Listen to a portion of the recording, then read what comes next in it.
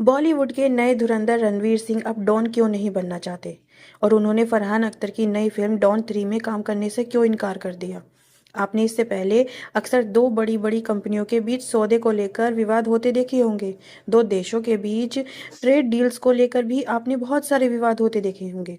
लेकिन अब Hindi film industry में एक बहुत बड़ी डील टूट गई है, जिसकी वजह से फिल्म अभिनेता रणवीर सिंह और फिल्म निर्माता फरहान अख्तर के बीच झगड़ा हो गया है।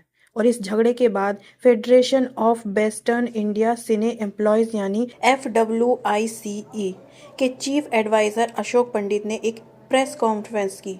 उन्होंने एक ऐसी बात बोली जिसने पूरी इंडस्ट्री को हिला डाला।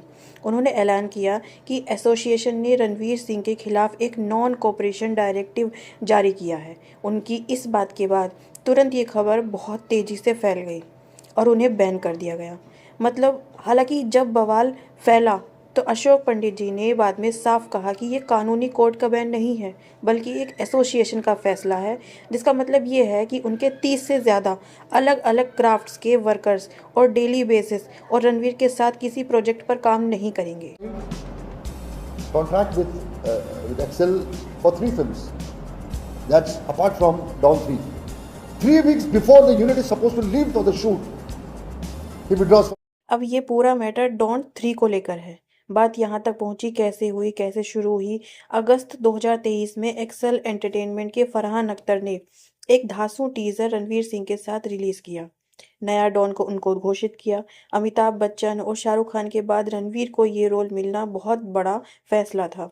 लेकिन 2 साल यानी 2025 तक की देरी और क्रिएटिव डिफरेंस की वजह से प्रोजेक्ट शुरू नहीं हो पाए।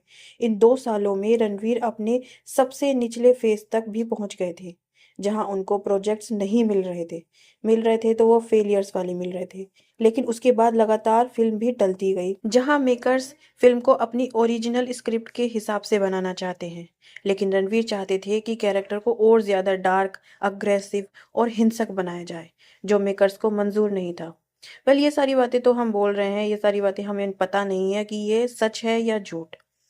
रणवीर सिंह को शायद ये भी पता चल गया कि मेकर्स उनके रहते हुए दूसरे एक्टर्स के ऑप्शंस भी तलाश रहे हैं।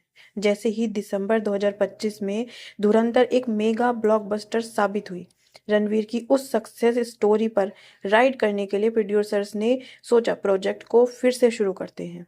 उनको फिर से शुरू करना अधिकार भी है, मोरल राइट भी है, क्योंकि कोई भी प्रोडक्शन हाउस मैक्सिमम प्रॉफिट की अपॉर्चुनिटी क्यों छोड़ना चाहेगा।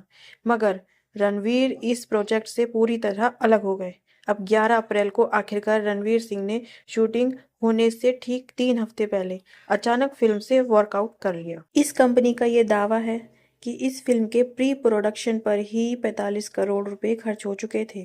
इसलिए फरहान अख्तर ने इस मामले की शिकायत अब इस एसोसिएशन से की, जिसके बाद रणवीर सिंह को इस मामले में इस एसोसिएशन ने 3 नोटिस भेजे, एक के बाद एक के बाद एक। रणवीर सिंह ने इस संगठन को जवाब दिया कि ये मामला इस संगठन के अधिकार क्षेत्र में नहीं आता। ये कोई कानूनी संगठन नहीं है। इसकी कोई कानूनी अधिकार भी इसके लिए नहीं आता है। और इसके बाद रणवीर सिंह का बहिष्कार करते हुए इस संगठन ने अपने तमाम सदस्यों को रणवीर सिंह के साथ काम ना करने के लिए कहा है। मतलब इसके बाद अगर कोई रणवीर सिंह की फिल्म बनेगी तो वो इस संगठन के जितने भी सदस्य हैं, चाहे वो टेक्नीशियन हो, कैमरा पर्सन हो या फिर प्रोड्यूसर हो या डायरेक्टर हो, वो रणवीर सिंह के साथ काम नहीं करेंगे। इस पूरे मामले पर रणवीर सिंह की तरफ से एक बयान जारी किया गया है, जिसमें उन्होंने कहा है कि उनकी टीम ने कहा है कि रणवीर सिंह ने इस मामले में कभी भी सार्वजनिक रूप से प्रतिक्रिया देना ज़रूरी नहीं समझा, क्योंकि उनका पूरा ध्यान अपने काम पर है। उन्होंने कहा कि वो फिल्म इंडस्ट्री और डॉन फ्रेंचाइजी से जुड़े सभी लोगों के प्रति गहरा सम्मान रखते हैं और डॉन 3 की सफलता की कामना करते हैं। अब इस समय federation of western India cine employees के लगभग 5 लाख मेंबर्स हैं।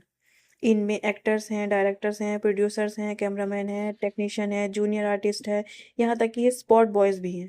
लगभग 70 साल पुराने इस संगठन को फिल्म इंडस्ट्री के लोगों और कलाकारों के हितों की रक्षा करने के लिए बनाया गया है। इस समय फिल्म इंडस्ट्री में काम करने वाले ज़्यादातर लोग इस संगठन के सदस्य हैं, इसलिए कहा जाता है कि ये उनका सबसे बड़ा संगठन है। लेकिन सबसे बड़ी बात ये भी है कि ये कोई कानूनी संगठन नहीं है, इसलिए इसके आदेशों को मानने की कोई कानूनी बाध्यता किसी के ऊपर नहीं है। रणवीर सिंह से पहले इस संगठन ने मशहूर गायक मीका सिंह और दिलजीत दोसांझ पर भी ऐसे ही प्रतिबंध लगाए थे। इस समय रणवीर सिंह फिल्म इंडस्ट्री के सबसे बड़े ब्रांड हैं। उनकी फिल्म धुरंधर 1 और धुरंधर 2 इन दोनों ने कुल मिलाकर 3100 करोड़ रुपए की कमाई की है। रणवीर सिंह आज मैसूर के चामुंडेश्वरी देवी पहुंचे और अदालत के एक आदेश का उन्होंने यहां पर आकर पालन किया। रणवीर सिंह कर्नाटक हाईकोर्ट के उस निर्देश के बाद मंदिर गए हैं जो फिल्म कांतारा के विवाद से जुड़ा हुआ था। आपको याद होगा कि एक कार्यक्रम के दौरान रणवीर सिंह पर देवी देवताओं की नकल उतारने और उन पर टिप्पणी करने का आरोप लगा था, जिसके बाद ये मामला अदालत पहुंचा, लेकिन रणवीर सिंह ने अदालत में बिना शर्त माफ़ी मांग ली थी। इसके बाद अदालत ने उन्हें मंदिर जाकर देवी के दर्शन करने और अपने व्यवहार पर प्रायश्चित करने का निर्देश दिया था। वहीं करने के लिए आज रणवीर सिंह यहाँ पर पहुंचे। ये विवाद क्या है, ये तो फरहान अख्तर और रणवीर सिंह दोनों ही बता सकते हैं। उन दोनों के जो बयान हैं, अगर वह दोनों बाहर आए, सार्वजनिक रूप से कोई बयान दे, तब पूरी कहानी समझ में आएगी। इस बात से हमें बहुत सारी सीख मिलती है। सबसे पहली ये कि जब आप सफल हो जाते हैं तो विवादों से हमेशा बचने की कोशिश करें। दूसरा ये कि जब आप सफलता के शीर्ष पर होते हैं तो विवादों से आप बचिए, कम बोलिए, अपने काम पर ध्यान दीजिए। जब आप सफल हो जाते हैं तो उन्हें अपने बोलने पर सबसे पहले काबू रखना चाहिए। रणवीर सिंह जब इतने बड़े कलाकार बन गए, सफल हो गए, उन्होंने एक टिप्पणी कर दी जो अदालत तक पहुंच गई, वो बेवजह थी, उसकी कोई आवश्यकता नहीं थी। इसलिए अगर आप सफल हैं तो कम से कम अपनी बात कर रखिए और कम से कम बोलिए। यही आज की मेरी एक विनती है। अगर आपको ये वीडियो अच्छी लगे तो लाइक और सब्सक्राइब कर देना। मिलते हैं नेक्स्ट वीडियो में।